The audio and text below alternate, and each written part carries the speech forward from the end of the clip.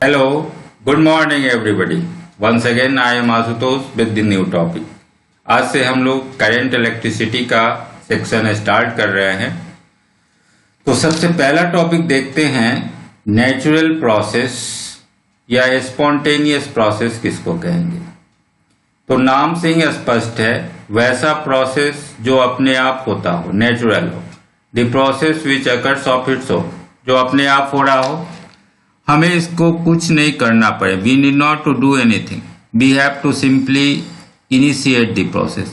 हमें सिर्फ process start कर देना है, ये अपने आप होता रहेगा। ठीक है, तो वैसा प्रोसेस जो अपने आप होता है, उन सब का नाम हम लोग देंगे नेचुरल प्रोसेस या स्पॉन्टेनियस प्रोसेस।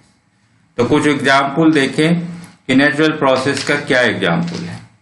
ओके, तो आप देखते हैं, हम 3-4 एग्जाम्पल आपको दे रहे हैं।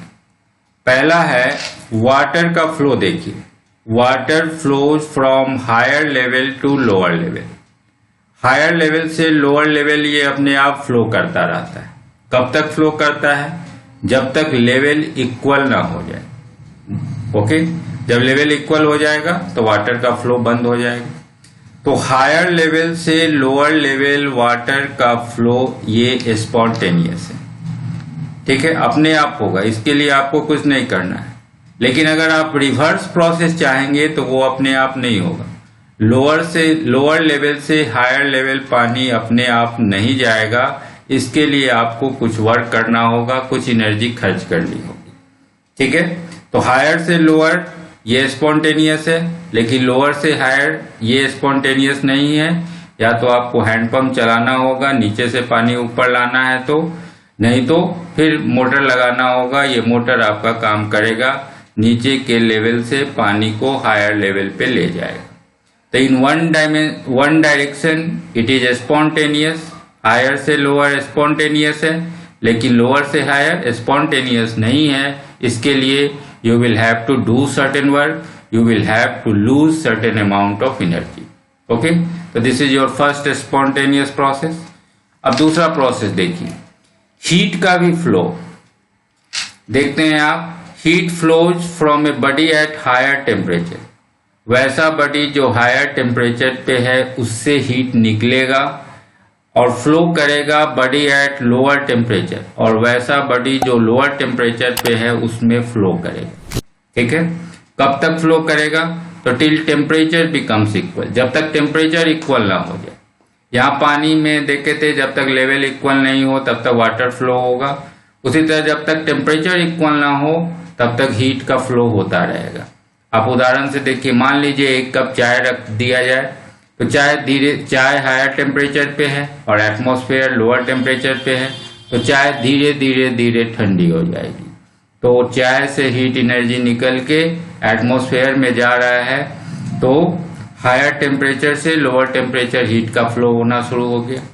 तो फिर हायर टेम्परेचर से लोअर टेम्परेचर ये स्पॉन्टेनियस है, ये अपने आप हो रहा है। लेकिन फिर इसका रिवर्स प्रोसेस अपने आप नहीं होगा। आप ऐसा देखते कभी कि ठंडी चाय एटमॉस्फेयर से हीट ले ले और खुद गर्म हो जाए, ऐसा नहीं होगा। फिर रिवर्स प्रोसेस में आपको कुछ न कुछ वर्क करना होगा, कुछ न कुछ एनर्जी खर्च करनी होगी। आपको फिर उसे एलपीजी पे चढ़ा के और आपको उसे गर्म करना ही पड़ेगा।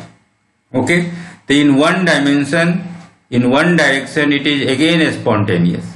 हीट का फ्लो हायर टेम्परेचर से लोअर टेम्परेचर फ्लो होना ये स्पॉन्टेनियस था, लेकिन लोअर से हायर ले जाना है तो that is not spontaneous. You will have to do certain work, you will have to lose certain amount of energy. Okay, इसी तरह से हम तीसरे प्रोसेस को देखें, तो तीसरा प्रोसेस है एयर का फ्लो। तो air flows from a place at higher pressure. हवा का जो फ्लो है वो हायर प्रेशर बेल्ट से लोअर प्रेशर बेल्ट की ओर होता है, जब तक कि प्रेशर फिर इक्वल ना हो जाए। प्रेशर इक्वल हो जाएगा तो फिर हवा का फ्लो भी बंद हो जाएगा। आप देखते हैं आंधी तूफान आता है तो इसका मतलब कि उस रीजन में लो प्रेशर बेल्ट बन गया है और सराउंडिंग में हाई प्रेशर बेल्ट है, वहां से हवा उस लो प्रेशर बेल्ट में रस करती है, वही आंधी तूफान के रूप में आता है। तो this is your third spontaneous process. Okay, अब हम लोग एक और उदाहरण देखते हैं। तो हमें इलेक्ट्रिकल पॉइंट ऑफ व्यू से देखना है, तो अब हम लोग मेन जो मेरा नेचुरल प्रोसेस है उसे देखें। अब चार्ज के फ्लो को देखें। चार्ज आपके पास दो है, पॉजिटिव और निगेटिव। तो हम सारा डिफिनीशन, सारा टर्म एक्चुअली पॉजिटिव चार्ज मान के डिफाइन करते हैं। ये कन्वेंशन है हमारा, इसीलिए हम पहले पॉजिटिव मान लिए कि हम जो भी डिफिनीशन अभी निकालेंगे वो पॉजिटिव चार्ज के लिए निकालेंगे। तो चार्ज का जो फ्लो है, that flows from a point at higher potential वाले पॉइंट से लोअर पोटेंशियल वाले पॉइंट की ओर होता है। कब तक होता है? जब तक कि पोटेंशियल इक्वल ना हो जाए। ठीक है, जैसे आप देखें वाटर का फ्लो हायर लेवल से लोअर लेवल, कब तक? जब तक लेवल इक्वल ना हो। हीट का फ्लो हायर टेम्परेचर से लोअर टेम्परेचर, जब तक टेम्परेचर इक्वल ना हो जाए। हवा का फ्लो हायर प्रेशर से लोअर प्रेशर, जब तक प्रेशर इक्वल ना हो जाए। उसी तरह चार्ज का फ्लो हायर पोटेंशियल से लोअर पोटेंशियल, जब तक पोटेंशियल इक्वल ना हो जाए। ये सारा प्रोसेस आपका स्पॉन्टेनियस है, ये अपने आप होगा। अब इसको थोड़ा और डिटेल देखते हैं। अब देखिए, मान लेते हैं कि एक चार्ज बॉडी है Q, एक चार्ज बॉडी है Q। अब इस Q चार्ज बॉडी का हम एक इलेक्ट्रिक फील्ड बना, इसके चारों तरफ एक स्पेस बना, इस स्पेस का नाम है इलेक्ट्रिक फील्ड। ठीक है, यही वो जगह है जिसके भीतर आप फोर्स का अनुभव करते हैं, इसके बाहर फोर्स का अनुभव नहीं करते हैं। ये जगह बना लिए, ये इसका इलेक्ट्रिक फील्ड है। अब इस जगह इलेक्ट्रिक फील्ड से दूर कोई पॉइंट सेलेक्ट करते हैं, मान लीजिए इनफाइनाइट डिस्टेंस पे एक दूसरा चार्ज बॉडी है Q0। ओके, ये पॉजिटिव टेस्ट चार्ज बॉडी है Q0। अब Q0 को हम यहाँ से उठा के धीरे धीरे नजदीक लाए। तो नजदीक लाएंगे तो यहाँ तक लाने में हमें कोई प्रॉब्लम नहीं होगा, क्योंकि कोई इंटरेक्शन नहीं है। लेकिन जैसे ही हम इसके भीतर इन करेंगे, तब ये जो चार्ज Q है ये इसको रिपल्सन से दूर भेजने लगेगा। ओके, तो क्या होगा? हमें भीतर आने के लिए वर्क करना होगा। तो आप पढ़े होंगे पोटेंशियल का डिफिनीशन कि यूनिट चार्ज को इन्फिनिटी से उठा के किसी पॉइंट तक लाने में जो वर्क करना पड़ता है वही उस पॉइंट का पोटेंशियल होता है। तो हम मान लेते हैं A पॉइंट पे लाए, तो A पॉइंट का पोटेंशियल निकल गया। फिर हम उसको उठा के B पॉइंट पे लाए, तो B पॉइंट का पोटेंशियल निकल गया। ठीक है, अब सोचिए A का पोटेंशियल ज्यादा होगा या B का पोटेंशियल ज्यादा होगा? तो पोटेंशियल B पॉइंट का ज्यादा होगा, क्योंकि जितना नजदीक हम जाएंगे रिपल्सन तेज होता जाएगा, और रिपल्सन तेज होगा तो हमें भी फोर्स ज्यादा लगाना होगा, ज्यादा वर्क करना पड़ेगा। ज्यादा वर्क करेंगे तो पोटेंशियल बढ़ता जाएगा। ठीक है, तो B पॉइंट का पोटेंशियल ज्यादा है A पॉइंट के पोटेंशियल से। ठीक है, तो अब देखिए, अब चार्ज पार्टिकल Q0 को, ये जो टेस्ट चार्ज बॉडी है, इसको अब A से B तक आपको ले जाना है। तो ये स्पॉन्टेनियस नहीं है, आपको जबरदस्ती ले जाना होगा, आपको फोर्स लगा के ले जाना होगा, क्योंकि ये रिपल्सन से ढकेल रहा है और आपको इधर चलना है। तो A से B तक जाने में एक्सटर्नल एजेंट को काम करना पड़ेगा, बाय द एक्सटर्नल एजेंट। ठीक है, तो लोअर पोटेंशियल से हायर पोटेंशियल के लिए एक्सटर्नल एजेंट की जरूरत है। लेकिन अगर हम B पॉइंट पे चार्ज को छोड़ दें, Q0 को छोड़ दें, तो क्या होगा? हम यहाँ पे चार्ज को छोड़ दें तो देखेंगे क्या कि इसके रिपल्सन से ये ऑटोमेटिक A पॉइंट की ओर भागने लगेगा, रिपल्सन से ये भागने लगेगा। तो अब इसी से निष्कर्ष निकला कि चार्ज का जो फ्लो है ये हायर पोटेंशियल है B पॉइंट, हायर पोटेंशियल से लोअर पोटेंशियल अपने आप होने लगा, ये अपने आप रिपल्सन से भाग रहा है। लेकिन अगर हम लोअर से हायर की ओर ले जाते हैं तो हमको कुछ न कुछ वर्क करना पड़ेगा by the external agent, and we will have to lose certain amount of energy. मतलब B से A स्पॉन्टेनियस है प्रोसेस, लेकिन A से B स्पॉन्टेनियस नहीं है, हमें कुछ वर्क करना पड़ेगा। तो ये आप चौथा नेचुरल प्रोसेस देखें, चार्ज का फ्लो हायर पोटेंशियल से लोअर पोटेंशियल स्पॉन्टेनियस है, और यही आपको इलेक्ट्रिसिटी का कंसेप्ट दे रहा है कि अगर हमें इलेक्ट्रिसिटी चाहिए तो हमें क्या करना पड़ेगा।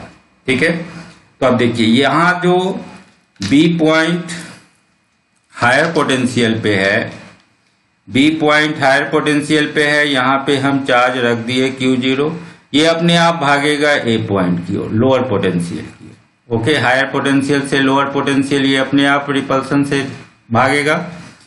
तो अब ये तो हवा में चलने लगा, तो हवा में अगर चार्ज फ्लो कर रहा है तो इससे आपको कोई काम होने नहीं जा रहा है, कोई यूज नहीं होगा। तो अब हम क्या करें कि इसको वायर से फ्लो करवाएं। वायर से फ्लो कराने के लिए क्या करना होगा, तो अब हम क्या करते हैं कि इसे एक वायर में बदल दें।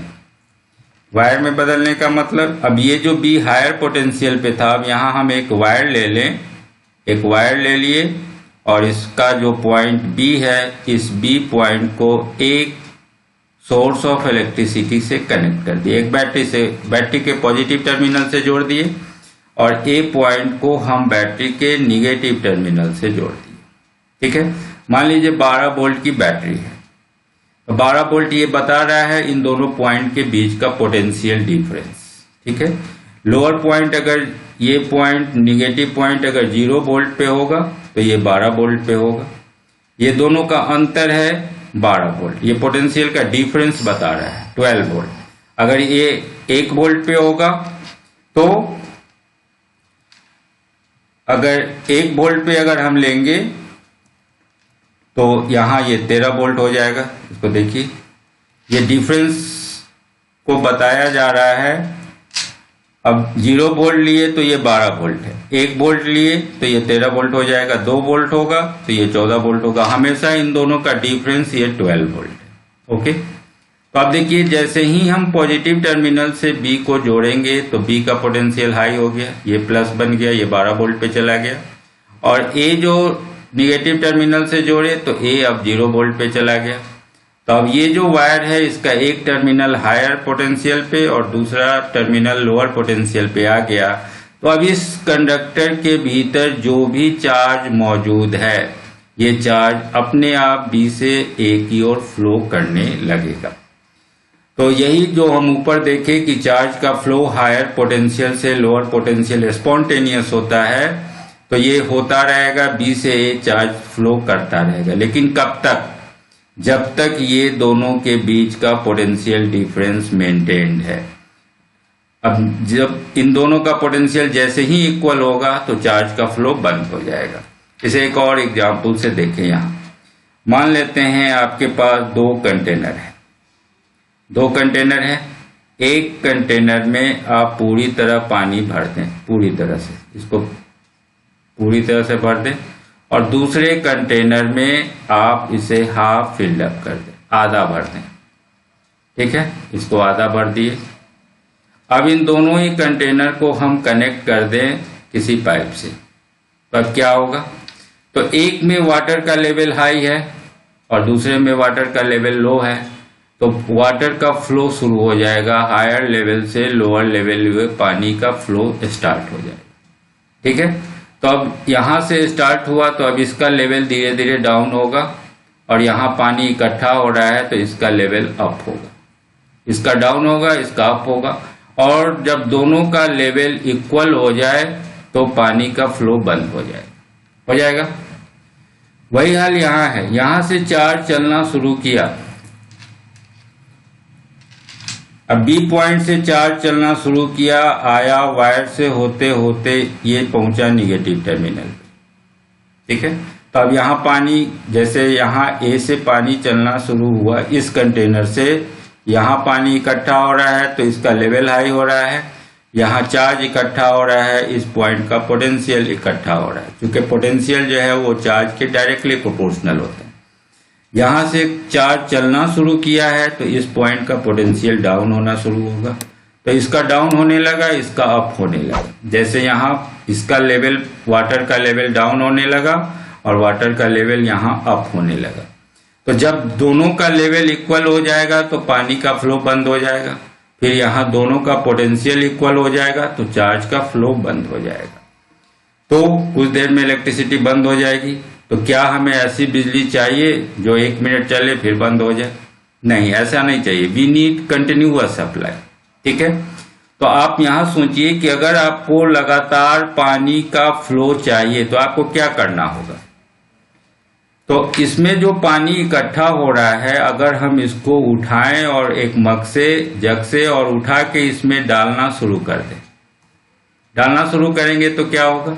तो इस कंटेनर में वाटर का लेवल हमेशा अप रहेगा और इसमें हमेशा डाउन रहेगा। इज इट और नॉट? जो भी पानी इकट्ठा हो रहा है इसको उठा उठा के इसमें डालते चले, तो एक का लेवल हमेशा हाई होगा और दूसरे का लेवल हमेशा डाउन रहेगा। तो लेवल में अंतर बना रहेगा, लेवल में डिफरेंस बना रहेगा और वाटर का सप्लाई आपका कंटिन्यूअस होता रहेगा। तो वही काम हम यहां भी करें, यहां भी करें कि जो चार्ज इकट्ठा हो रहा है निगेटिव टर्मिनल पे, अगर इसको हम भीतर ही भीतर इसको पॉजिटिव टर्मिनल पे पहुंचा दें तो क्या होगा? यहाँ चार्ज का एक्यूमुलेशन नहीं होगा, इसका पोटेंशियल फिर राइज नहीं होगा और जो चार्ज आया वो यहीं पे वापस लौट आया। ओके, तो ये पॉइंट हमेशा हायर पोटेंशियल पे बना रहेगा, ये पॉइंट हमेशा लोअर पोटेंशियल पे बना रहेगा और चार्ज का फ्लो कंटिन्यूअस होता रहेगा। तो इससे क्या कंक्लूजन निकला? इस एग्जाम्पल से ये कंक्लूजन निकला कि if you need continuous supply of electricity then you must have to maintain potential difference between 2 points. आपको 2 पॉइंट के बीच पोटेंशियल में अंतर बना के रखना होगा, एक हायर पोटेंशियल पे एक लोअर पोटेंशियल पे, ये अंतर बना के रखना होगा। जब तक ये अंतर बना रहेगा तब तक चार्ज का फ्लो होता रहेगा, इलेक्ट्रिसिटी आपको मिलती रहेगी और जैसे ही पोटेंशियल इक्वल हो जाएगा चार्ज का फ्लो बंद हो जाएगा। ओके, तो दिस इज योर कंक्लूजन। यही इलेक्ट्रिसिटी का बेसिक कंसेप्ट है कि we need, if we want continuous supply then there must be a potential difference between 2 points। हमें 2 पॉइंट के बीच पोटेंशियल डिफरेंस मेंटेन करना पड़ेगा। तो अब ये काम करेगा कौन? क्वेश्चन आएगा कि who will do that work. तो इसके लिए हम लोग डिफाइन करते हैं seat of EMF. Seat of EMF, EMF का फुल फॉर्म हो गया electromotive force. EMF electromotive force, seat of EMF. तो एनी डिवाइस, ऐसा कोई भी डिवाइस विच कैन मेंटेन, जो मेंटेन करके रख सकता है पोटेंशियल डिफरेंस बिटवीन 2 पॉइंट, जो 2 पॉइंट्स के बीच पोटेंशियल के डिफरेंस को मेंटेन करके रख सकता है, that will be called seat of electromotive force या source of electricity. Common language में उसे सोर्स ऑफ इलेक्ट्रिसिटी बोले और ऐसे उसे सीट ऑफ ईएमएफ बोले, सीट ऑफ इलेक्ट्रोमोटिव फोर्स। तो ऐसा कोई भी डिवाइस जो 2 पॉइंट्स के बीच पोटेंशियल डिफरेंस को मेंटेन करके रख सकता है, that will be called seat of EMF. Okay, तो सीट ऑफ ईएमएफ का कुछ एग्जाम्पल देखिए। जैसे आप सेल यूज करते हैं पेन टॉर्च में या घड़ी की बैटरी में, तो पेन टॉर्च में आप क्या देखते हैं? पेन टॉर्च में जो बैटरी है, सेल है, ये सेल एक्चुअली 1.5 वोल्ट का होता है। 1.5, तो नीचे का टर्मिनल निगेटिव और ऊपर जो टर्मिनल है ये मेरा पॉजिटिव टर्मिनल है। तो इस पॉइंट और इस पॉइंट के बीच 1.5 वोल्ट के पोटेंशियल डिफरेंस को मेंटेन करके रखता है सेल। ठीक है, बाय डिफरेंट केमिकल रिएक्शंस। तो ये जो मेंटेन करके रख रहा है, तो now cell is a seat of EMF. तो सेल आपका सीट ऑफ ईएमएफ बन गया। बैटरी जो है, बैटरी एक्चुअली क्या है? तो it is group of cells. ये सेल्स का ग्रुपिंग है। यहां हम, आप घर में जो इन्वर्टर में आप अगर 12 वोल्ट की बैटरी यूज करते हैं तो आप देखते हैं वहां 6 चैम्बर है। 6 चैम्बर है, तो प्रत्येक एक चैम्बर आपका 2 वोल्ट का सेल है। 6 चैम्बर्स ईच ऑफ 2 वोल्ट, प्रत्येक है 2-2 वोल्ट का एक चैम्बर है और प्रत्येक चैम्बर एक सेल को रिप्रेजेंट कर रहा है। तो अगर हम सेल्स को जोड़ देते हैं तो हमें बैटरी मिल जाती है। तो बैटरी हो गया ग्रुप ऑफ सेल्स, यहाँ 6 चैम्बर है और एक चैम्बर 2 वोल्ट का है, तो 6 को जोड़ने से ये 12 वोल्ट की बैटरी मिल गई। तो अभी इसका जो पॉजिटिव टर्मिनल है और निगेटिव टर्मिनल है, ये 2 पॉइंट है आपका, इन दोनों पॉइंट के बीच 12 वोल्ट के पोटेंशियल को ये मेंटेन करके रख सकता है battery. That's why battery is a source of EMF. ठीक है, अब पावर स्टेशन देखिए। पावर स्टेशन में आप देखते हैं जो आपके घर में सप्लाई है बिजली का, तो वहां भी आपका एक पॉजिटिव वायर आता है लाइव वायर, एक आपका निगेटिव वायर आता है। इन दोनों वायर के बीच 220 वोल्ट का पोटेंशियल डिफरेंस मेंटेन करके रखा जाता है। एक थर्ड वायर है अर्थिंग का। ठीक है, तो 220 वोल्ट का पोटेंशियल डिफरेंस मेंटेन किया जा रहा है इलेक्ट्रिसिटी डिपार्टमेंट के द्वारा। ये तो पावर स्टेशन हो गया। तो ये जो 220 वोल्ट है ये पोटेंशियल डिफरेंस मेंटेन कर रहा है, तो पावर स्टेशन भी एक सीट ऑफ ईएमएफ हो गया। जैसे आप सॉकेट में, घर में जो सॉकेट यूज करते हैं, यहाँ 3 पॉइंट देखते हैं, तो एक पॉइंट पॉजिटिव टर्मिनल पे, एक पॉइंट निगेटिव टर्मिनल पे और तीसरा पॉइंट अर्थिंग का होता है। तो इन 2 पॉइंट्स के बीच 220 वोल्ट का आपका पोटेंशियल डिफरेंस मेंटेन किया जा रहा है। तो power station is also a seat of EMF. Okay, तो सीट ऑफ ईएमएफ के बारे में आप सीख गए। अब देखते हैं ईएमएफ ऑफ ए सीट। अब कोई भी सीट हम लेंगे तो उसका इलेक्ट्रोमोटिव फोर्स कितना है, ये अलग टर्म हो गया। एक हो गया सीट ऑफ ईएमएफ और दूसरा हो गया ईएमएफ ऑफ ए सीट। अब कोई भी हम सीट, मान लीजिए यहाँ से बैटरी यूज कर रहे हैं, तो इस सीट का ईएमएफ कितना है, इलेक्ट्रोमोटिव फोर्स कितना है। तो आप जैसे ही कनेक्ट कीजिएगा तो चार्ज का फ्लो होना लगेगा। क्यू चार्ज फ्लो करते हुए पहुंचा यहां तक। अब क्या करना है, बैटरी को इसे इस टर्मिनल तक पहुंचा देना है, भीतर ही भीतर। तो इसको पहुंचाने में इसको वर्क करना पड़ेगा। क्यों वर्क करना पड़ेगा? क्योंकि ये क्यू पॉजिटिव है और ये पॉजिटिव टर्मिनल है, तो ये रिपल्सन से इसको नेचुरली आने नहीं दे रहा है, तो इसको हमको जबरदस्ती ले जाना होगा।